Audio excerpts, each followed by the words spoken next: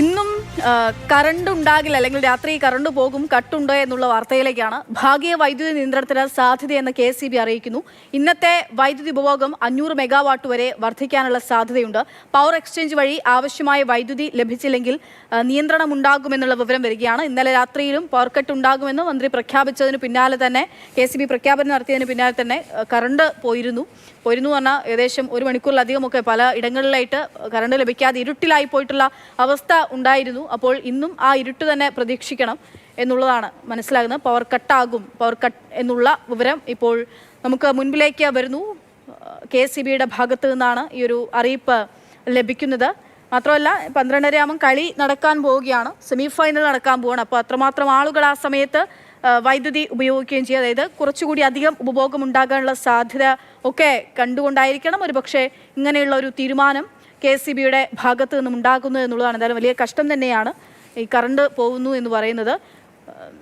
ഇതിൽ ഇപ്പോൾ പ്രഖ്യാപിച്ചുകൊണ്ടുള്ള പോക്ക് എന്നുള്ളതാണ്. നേരത്തെ അങ്ങനെയായിരുന്നില്ല. പ്രശാന്ത് കൃഷ്ണ വിവരങ്ങളുമായി ചേരുന്നുണ്ട്. പ്രശാന്ത്, ഇന്നലെ 1-2 മണിക്കൂറോളൊക്കെ കറണ്ട് ഇല്ലാതിരിക്കുന്ന അവസ്ഥയൊക്കെ ഉണ്ടായിരുന്നു. ഇന്നിപ്പോൾ സമാനമായി തന്നെ പ്രതീക്ഷിക്കണോ? ഇന്നത്തെ കളി കൂടി കണക്കിലെടുത്തുകൊണ്ടാണോ ഇന്നത്തെ നീക്കം?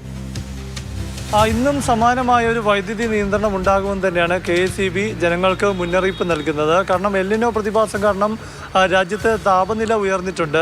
അതുകൊണ്ട് തന്നെ രാജ്യത്താകമാനം വൈദ്യുതി ഉപഭോഗം വർദ്ധിച്ചതിനാൽ പവർ എക്സ്ചേഞ്ചിൽ ആവശ്യത്തിന് വൈദ്യുതി കിട്ടാത്തൊരു സാഹചര്യമുണ്ട്.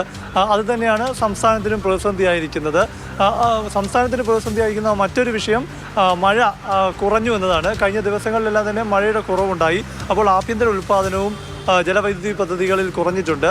അപ്പോൾ ഈ ഒരു സാഹചര്യത്തിൽ പവർ എക്സ്ചേഞ്ചിൽ നിന്ന് ഇന്ന് സംസ്ഥാനം പ്രതീക്ഷിക്കുന്ന വൈദ്യുതി ലഭിച്ചില്ലെങ്കിൽ ഏകദേശം 500 മെഗാവാട്ടിൻ്റെ വരെ വൈദ്യുതിയുടെ ഒരു കുറവുണ്ടാകും എന്നാണ് കണക്ക് കൂട്ടുന്നത്. അങ്ങനെയാണെങ്കിൽ അത് മറികടക്കുന്നതിനാവശ്യമായ വൈദ്യുതി പവർ എക്സ്ചേഞ്ചിൽ നിന്ന് വാങ്ങാൻ ഈ പീക്ക് സമയത്ത് കിട്ടിയില്ലെങ്കിൽ, പീക്ക് സമയം അതായത് 7 മണി മുതൽ രാത്രി 12 മണി കഴിയുന്നവരെയുള്ള സമയത്ത് ഒരു വൈദ്യുതി നിയന്ത്രണം ഇന്നും വേണ്ടി വരുമെന്ന് തന്നെയാണ് KSEB മുന്നറിയിപ്പ് നൽകുന്നത്. അത് അരമണിക്കൂർ വരെയുള്ള വൈദ്യുതി നിയന്ത്രണമാകും എന്ന മുന്നറിയിപ്പാണ് നൽകുന്നത്. പക്ഷേ വൈദ്യുതി ലഭ്യതയുടെ കുറവനുസരിച്ച് ആ നിയന്ത്രണത്തിൻ്റെ തോതും മാറുമെന്ന് വേണം നാം മനസ്സിലാക്കാൻ.